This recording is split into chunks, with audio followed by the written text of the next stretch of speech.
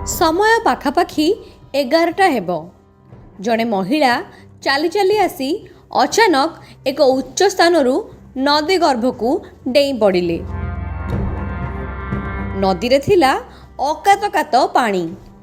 महिला जनक बेस किछि समय बंचाओ बंचाओ बोली डाक छाड़िबा परे नदी स्रोतरे भासी जाइथिले।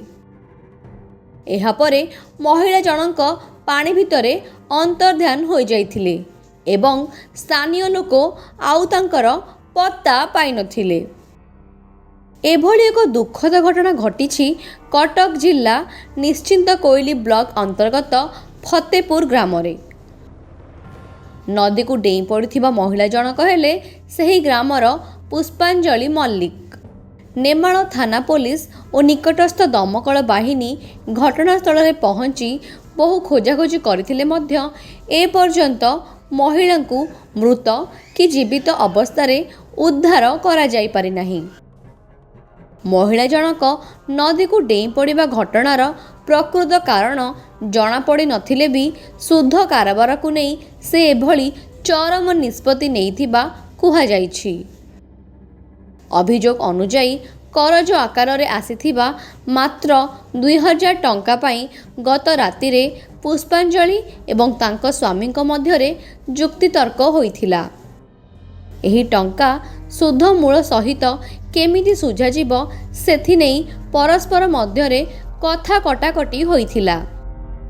एपरिकी स्वामी श्री मध्यरे मनमालिन्य घटिबारु एथिरे उत्त्यक्त होई महिला जनक एभली पदक्षेप नेइथिबा सुनिबाकू मिलिछि। केवल एही घटना नुहे, एहार किछि दिन पूर्वरु एही नेमाळ अंचल रे अनुरूप घटना घटिथिला।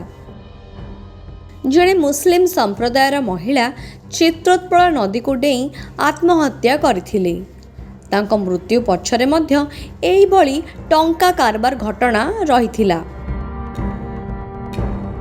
तेबे एठारे कथा उठुछि जे दारिद्र्यर ताड़ना सतरे कौन मनुष्य को मृत्यु आड़ को टाणी नेउछि।